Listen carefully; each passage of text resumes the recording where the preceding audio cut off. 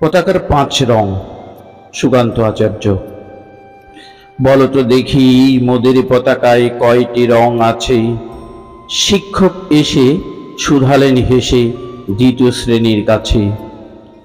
একসাথে মিলে সব ছেলে বলে চিৎকার করে জোরে, 3টি বর্ণ রাঙানো রয়েছে জাতীয় পতাকা জুড়ে।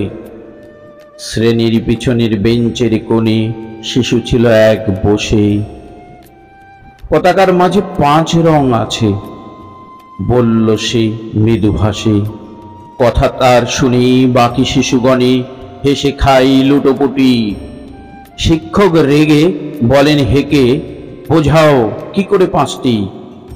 মাথা নিচু করে ভয়ার্ত স্বরে সরল শিশুটি বলে, উপরে গেরুয়া, মাঝখানে সাদা, সবুজ আছে তার তলে, আর আছে আঁকা গোলাকার চাকা, নীল রং আছে এতে।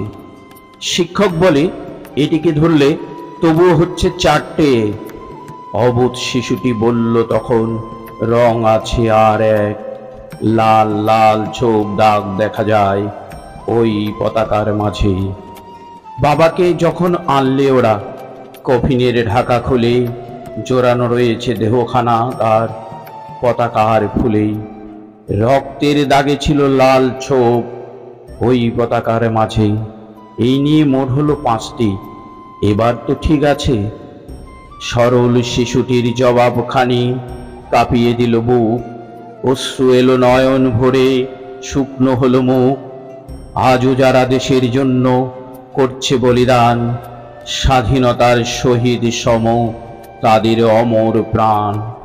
হয়েছি স্বাধীন, পেরিয়ে গেছে ৭৯টি বছর। দেশ বাঁচাতে যাচ্ছে যে প্রাণ, রাখছ কি তার খবর?